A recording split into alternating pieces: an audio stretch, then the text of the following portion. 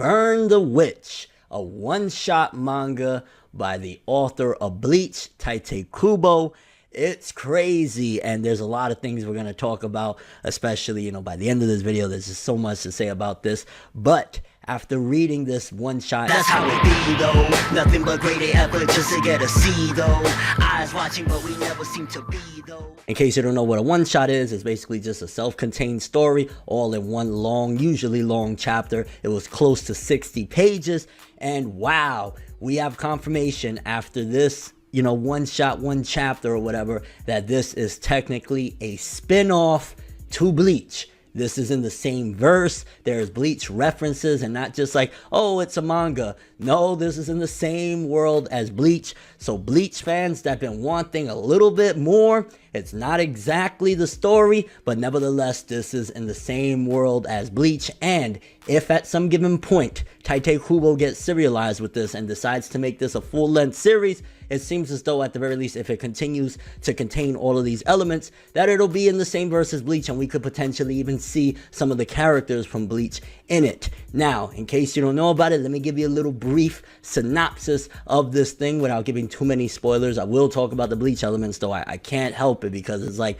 this is pretty big news for the Bleach fandom. I think this is the first thing in a while, besides like, the light novels, that people don't really want to read the light novels. It is what it is. A lot of people don't want to go in depth to find out certain aspects. This is the first thing manga-wise in a while that kind of, sort of, in a way, continues the Bleach story, or at the very least is in the world of Bleach. Now, this takes place in London, and the main characters that we have in here are Noelle, Nini, and Balgo, and then there's a couple of other characters, but those are the main ones. Noelle, she kind of looks a little bit like Byakuya Kuchiki. She has the same type of facial structure and hair, and if you don't know about this series, it's kind of more along the lines of like an etchiness mixed in with some of the similar elements of Bleach, because with these characters, you have they're witches, essentially. It's kind of like a Harry Potter-esque or a Fantastical Beasts, that movie or whatever that was in the same world as Harry Potter. It's something like that, because there's witches and wizards, and their whole goal is basically to preserve and kind of protect dragons, because it's kind of even throwing in a little bit of that fairy tale. There's dragons in this. It's a pretty freaking awesome little story. I'm not even gonna lie. Like, I was thoroughly impressed. I would say a lot of exposition, but it was worth it in the end. By the end of it, I was like, okay, everything that it was setting up in the beginning really paid off. Another character we have is Nini, and she's kind of like, I think she has blonde hair. Obviously, in manga, it's hard to tell, but I remember in the cover, she had like blonde hair. She's a little bit more, of a tsundere type of chick. I think they both kind of feel like that in a way, and they're both like silly. Like, if Bleach is a more serious story and everything is very, tense, this was definitely a little bit more comical, and like, they're two goofy characters. And then there's Balgo, that, I'll be honest with you, out of the three main characters that we got with this, one shot, whatever, I'll say Balgo was probably my least favorite. I know there was a lot of Bleach fans that when they saw the Raws, they immediately thought, oh my god, that's Ichigo, because Balgo looks damn near identical to Ichigo, and the way he looked at the end of the manga with that hairstyle, whatever, he looked very similar to Ichigo, and his friend Selvi looked similar to Ishin. So a lot of people, when they saw the Raws, they were like, oh my god, it's Ichigo, and his pops, and I'm like, yeah, hate to break it to you, it's not.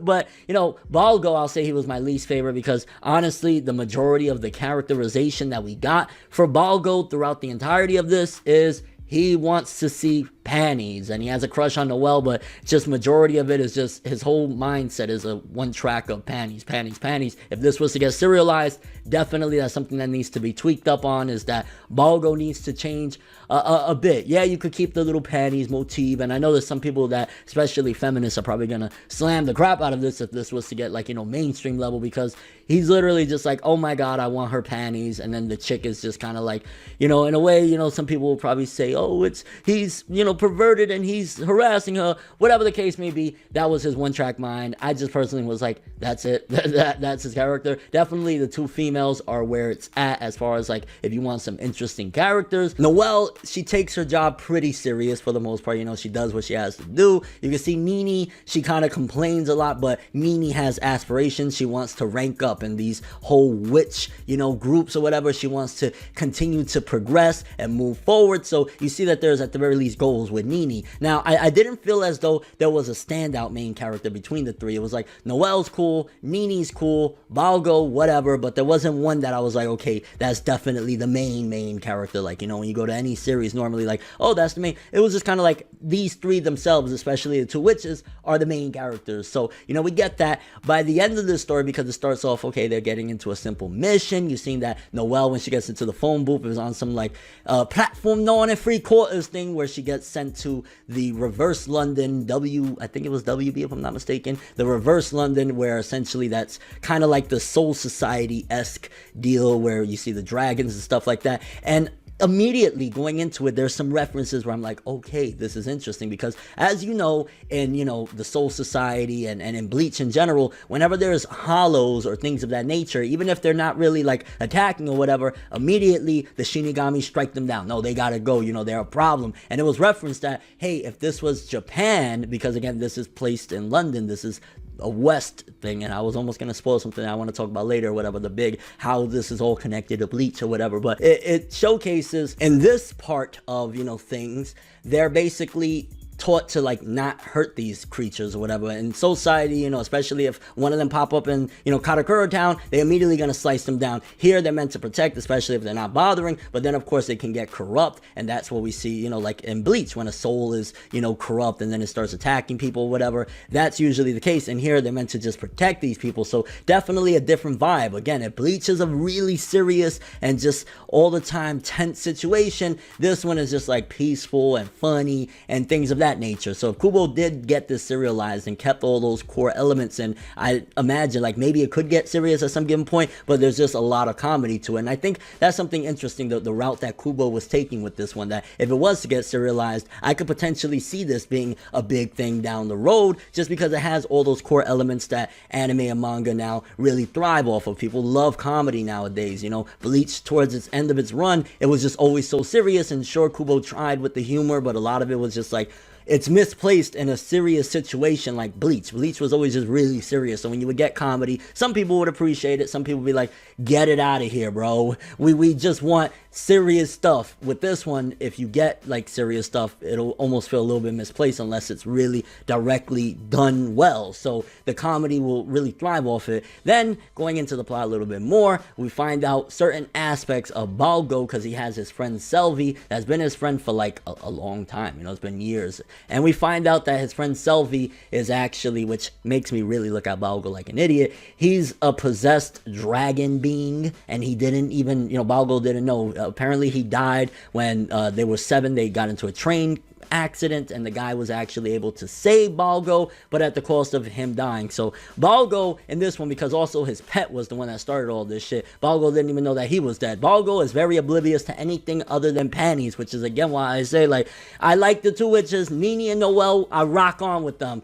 Balgo, he needs a big rewrite getting into if this was to be serialized, which that's all hypothetical. Who knows if this will go anything further than this one shot. But yeah, Balgo. And then of course we see the witches go into action. That was kind of cool. But I like that with a series like this, because again, it's not meant to be like this big action series. When the action pieces come in, cool, whatever, but I'm content when they're kind of just messing around. I think as it goes, if it was to be serialized, I would like to see it gradually build. If it was to get into something bigger and grander and bigger dragons and stuff like that, that'd be kind of cool. But it's nice when it's just comedic, because the characters allow it to be. Nini and Noelle have been introduced, especially Nini, to be kind of funny and awkward, and you know, the way they interact is just like a really goofy-esque way. Now, the big thing of how it's all connected to Bleach, this is where they're at, this whole witch and wizard society-esque thing. They're in the west branch of the Soul Society. So the east branch, you know, East Asia, you know, Japan, and you know, you get what I'm saying, is the Soul Society of, like, you know, the Shinigami and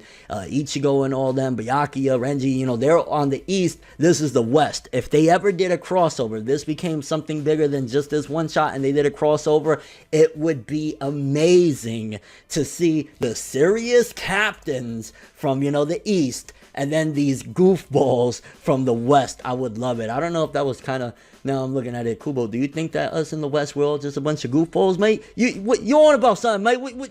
You're bollocking me.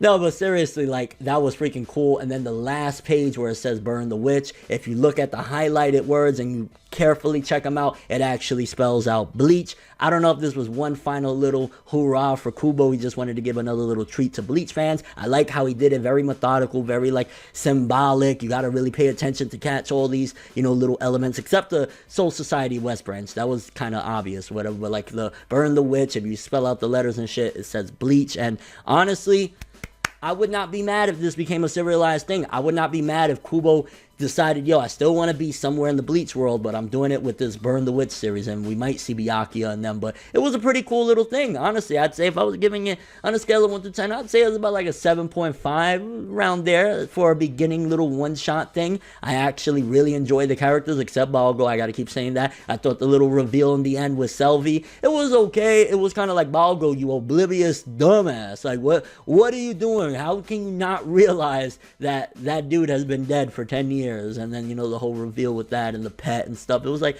it was cool stuff all around, though. I ain't mad at it. And if this is the direction Kubo wants to go with another series, now, obviously, this is a one-shot, so if it was to get serialized, they'd have to kind of redo a lot of these elements anyways, because they never really do a continuation for like a full-length series based off a one-shot. They always redo it for the chapter 1 and etc., etc. But I ain't gonna lie, I actually really enjoyed it. I thought it was a nice breath of fresh air, something Kubo's doing a little bit different. Some people might not like certain aspects of it. Some people might not like that it wasn't directly having our favorite characters from Bleach involved, but if it was to become something, I'd definitely support and not give it a read through here and there. I don't know if I'd review it faithfully, just because it's like, it could go left. We've seen, you know, just like with Fairy Tail with Eden Zero. I don't really know about that one either, but we just gotta wait and see. I'm curious what you guys think. For starters, how do you feel that we have a Bleach spin-off in a way with this one-shot Burn the Witch? Do you like it? Do you enjoy it? If you haven't read it, I definitely recommend. If you're a Bleach fan, you've been hungry for something in the Bleach-verse, this was a cool little treat, nice little references from Kubo, and this is the West branch of the Soul Society, which really showcases that Kubo really doesn't want to let go of Bleach in a way. Like, if he's even with this one-shot still trying to connect to Bleach, it's like, Kubo don't want to let go. And I mean, if that's his baby and he wants to keep on, I ain't mad at it. I'm curious if it was to get, again, you know, a serialized version, are they going to keep those elements? Is Kubo still going to want it to be in the Bleach verse? Or maybe little by little he'll unravel certain aspects and then kind of connect it to Bleach. And your overall thoughts of this? Honestly, Burn the Witch, again, nice treat from Kubo. Thank you. I hope we get more. I wouldn't mind. I would not be mad at all at this getting serialized. It was fun. It was funny. It was cool. Just give Balgo some more characterization, because I was just... But that is all I have for this one. Thanks for watching. I hope you enjoyed. If you liked anything I had to say or enjoyed the video, drop me a like. I'd greatly appreciate it. And if you want more from me, make sure to subscribe. Follow me on Twitter, Instagram, stalk me on Facebook, follow me on Twitch, and hit the bell and get all notifications to get all of my videos. I'm ForneverWorld, and as always, people, have an awesome day. And remember the golden rule: anime and manga for life, boy. Bow. Have an awesome day. Burn the Witch, baby. BLEACH-VERSE. Let's go. We making major moves, laugh and let the haters lose. We don't give a fuck, virginity intact, clean stack. Paper rules, if you heard it, best believe that. But now it's whatever, one day I'll be your favorite, but never. No matter how you get it done.